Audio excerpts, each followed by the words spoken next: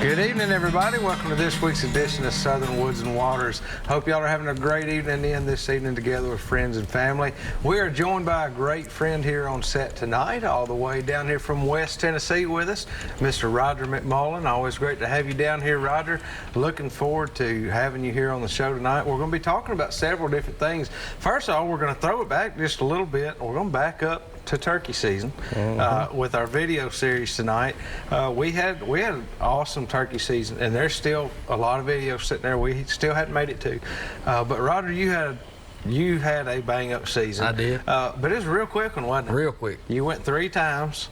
I went 4 times. Oh, 4 times. I'm sorry. And killed 3 times. And got 3 turkeys. Yep. But anyhow, tonight's show is going to be all about Roger's turkey season. He's going to take us along with him as you tagged out in Tennessee real quick this year. So that's going to be a lot of fun. And also, you're using a little different method than what people are used to. You are not a lifelong turkey hunter. No. You will tell anybody that. You've only done it for a couple of years. Yep. But you are a lifelong deer hunter, and you hunt turkeys very much the same way you hunt deer. Yep. People can knock it or they can not, but it is successful. So it is. Anyhow, let's go on over right now to the first video segment for tonight and check out segment 1 in West Tennessee with Roger. Hunting in West Tennessee. Birds done got kind of quiet. I guess they done got henned up, but I'm almost at an old deer house this evening. And for 2 reasons. They've been feeding by here, so I got a couple of hen decoys out. And plus, I can see this whole field to see where they're coming in and out at. So, who knows, I may get one. So, it's about 1:30.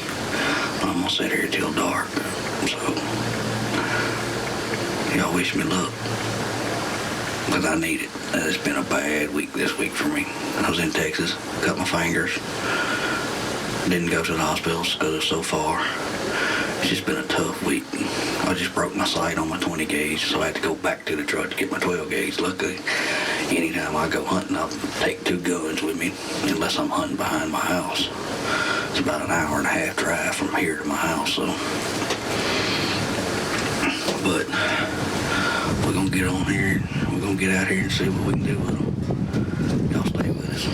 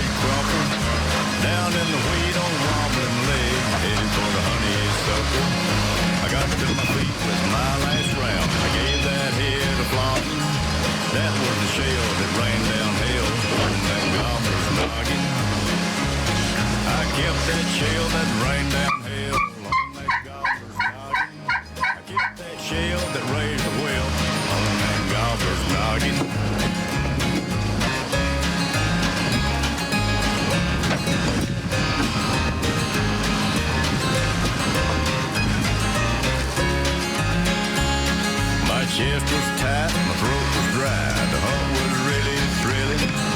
I had the gun, but the turkey was the one that dang near done the killing. Going back to camp in another little field, some turkeys they was scratching, filling their crawls so they could go lay some eggs for hatching. Jakes in the back was strutting their stuff, looked like they was clogging. Raised my gun, but just for fun. See you next year, little noggins. I kept that shell that rained down hell on that gobbler's noggin. I kept that shell that raised the whelp on that gobbler's noggin.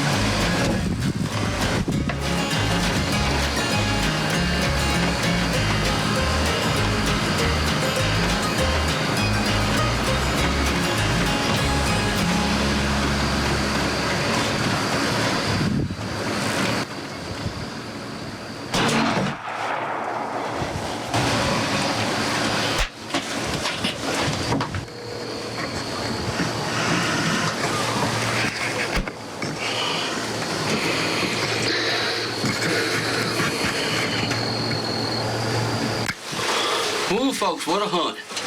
What a hunt. We come here youth morning, and my buddy's son killed a bird. He killed my biggest bird, which I'm fine with. I'm glad he did. It was a good video. I'm happy for him.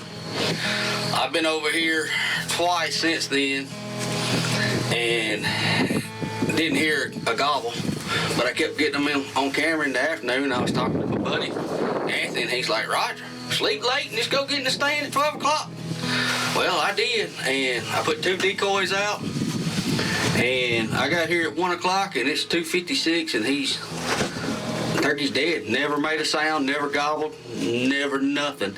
Some hens come out, I don't know, probably 350 yards, and he come out and he seen them, and he was about 100 yards from me, and he started kind of strutting and stuff, and he started turning and go towards them, and I hit that old last call very lightly. I mean, this is all I did right here. Very lightly, and he turned and come right to me. Well, folks, I shot him. It's a little warm out here today. I got to go get the truck, and I got to go get him cleaned up and get ready to go hunt another one. This is my first one for the year. I've been to Texas. Texas wasn't that good to me this year, but hey, it's hunting. That's why we do it. Not gonna kill one every time you turn around. Old wing feathers is beat up a little bit, so he's been strutting. So I'm gonna go get the truck, get loaded up, and go get another one.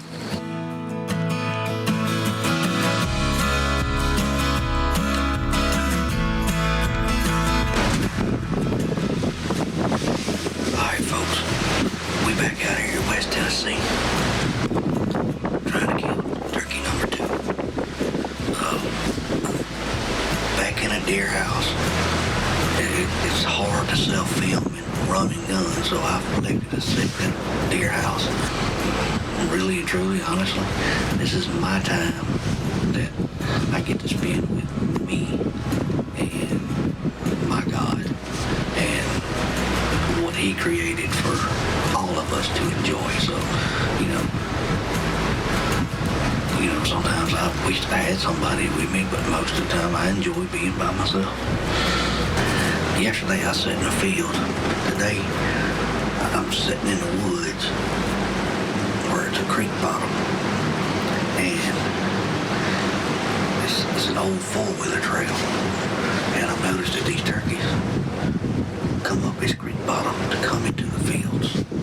So I'm just, changing my head.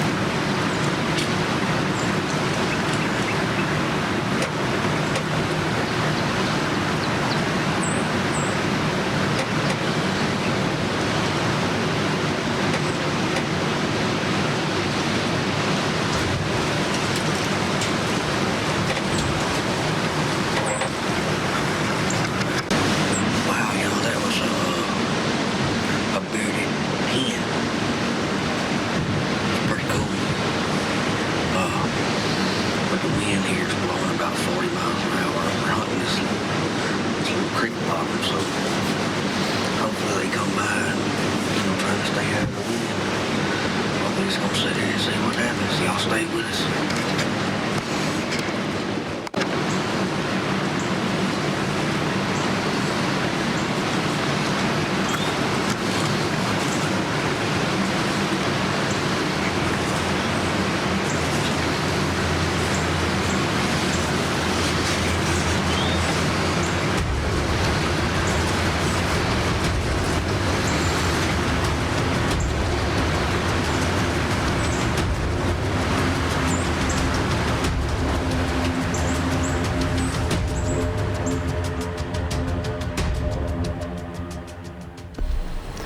All right, it's time for this week's Wild Game Forecast. It's being sponsored by our friends over at Wilson Bank and Trust. You guys can stop in at one of 29 Middle Tennessee locations. Let them take care of all your banking and financial needs, and be sure to tell them thank you for all they do for us here at the show.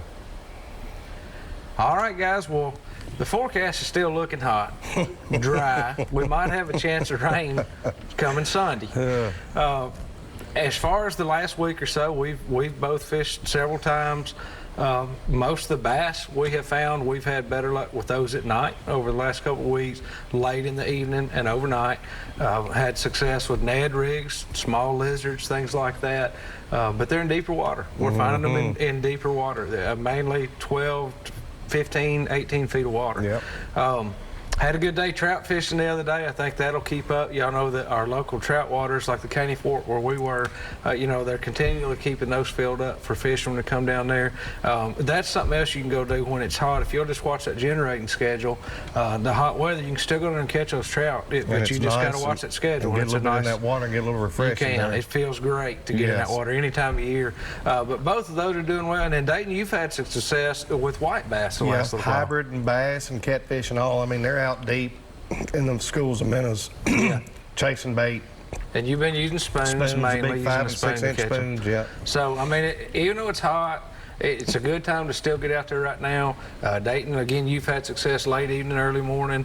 We've been doing the same thing late evening and night fishing, but it's a good time to get out there and get going. I just suggest getting out of there before it gets too hot during the day, Man. Absolutely. If it's the only time you can go, the fish will be out there, but it's going to be pretty good. Guys, I want to remind y'all to follow us on Facebook. Keep up with us there. You can also find all of our past episodes at swwtv.com.